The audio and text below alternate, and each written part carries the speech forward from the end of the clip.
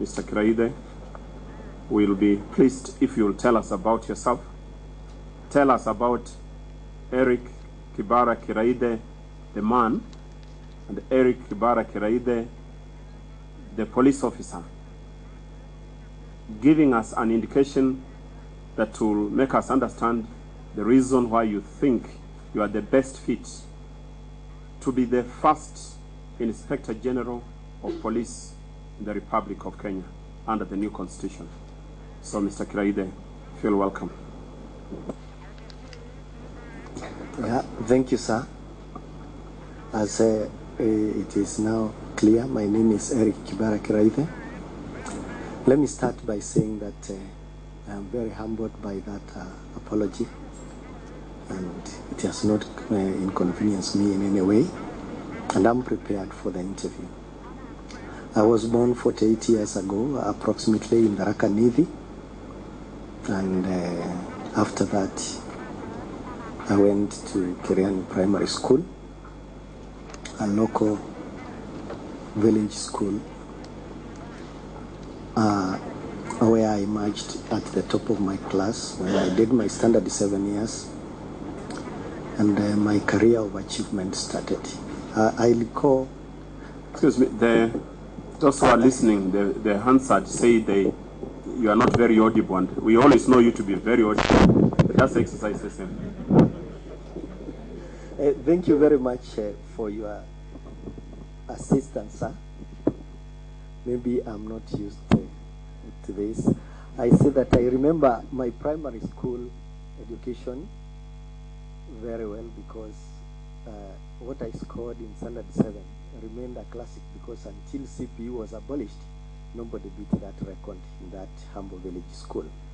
I proceeded to Chogoria Boys High School, where I graduated with a Division 1 and proceeded to Kitui School. In Kitui High School, I was not able to make it to the university during my first attempt, and I did the exam privately in 1986, and I qualified for the university. Meanwhile, using the results I had been able to obtain in my first attempt, I was taken to the Kenya Institute of Mass Communication, where I studied a diploma in journalism. And just as about I was to proceed for practicals, I left for the National Youth Service. It is at the National Youth Service that I came in touch for the first time with the disciplined services and their culture. And I made up my mind that I will join a disciplined service.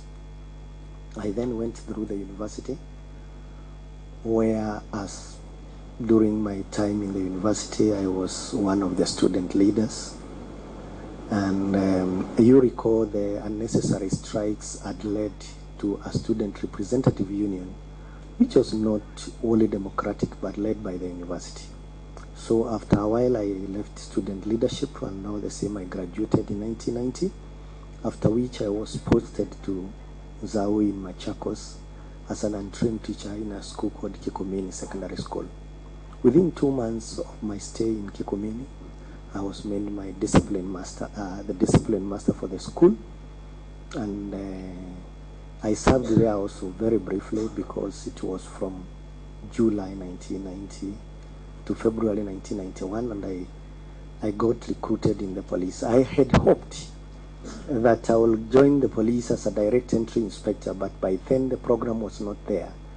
And because I was enthusiastic to join the service, I decided to seek recruitment as a police constable.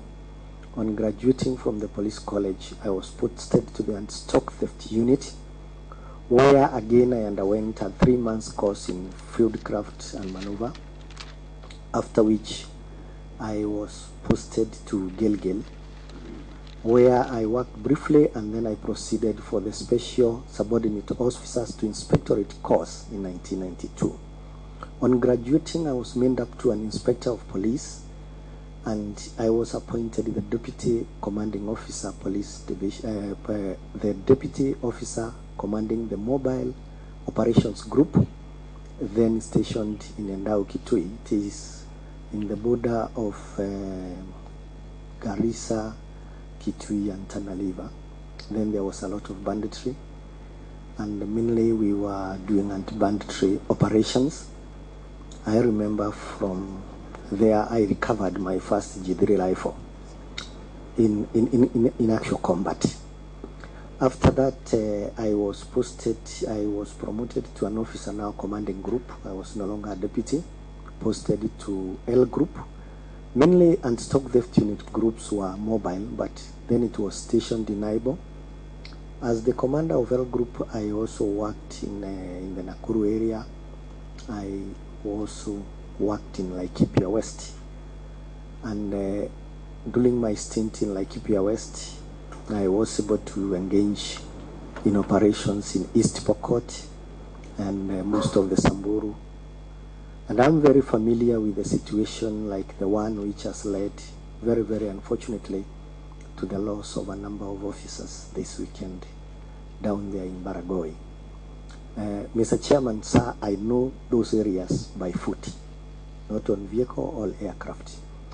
And during my stint in L Group, one of the most significant things is that my group was able to lead in recoveries and convictions. My group, Mr. Chairman, sir, also recovered 7 rifles in a contact with bandits in Lonyek, and I am very proud of that. I was also continuing with training, and in 1995, I was able to be trained by one of the commissioners now on an advanced investigations course at the CID training school. And shortly after, Chief Inspector of Police, then for the higher training course at the Kenya Police College, leading up to my appointment as a superintendent of police. I was then posted as the Deputy Officer Commanding Division in Malindi, where I deputized the OCPD and had an opportunity also to act in the station for about 3 months. During that year of 1998, I broke my service briefly again when I went to the CID training school to study fraud in management of fraud investigations course.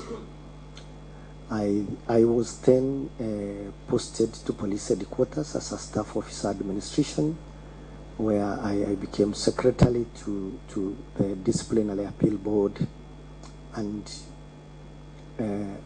as I continue serving, among other duties, in 2001, we did an interview for the United Nations Mission in Sierra Leone.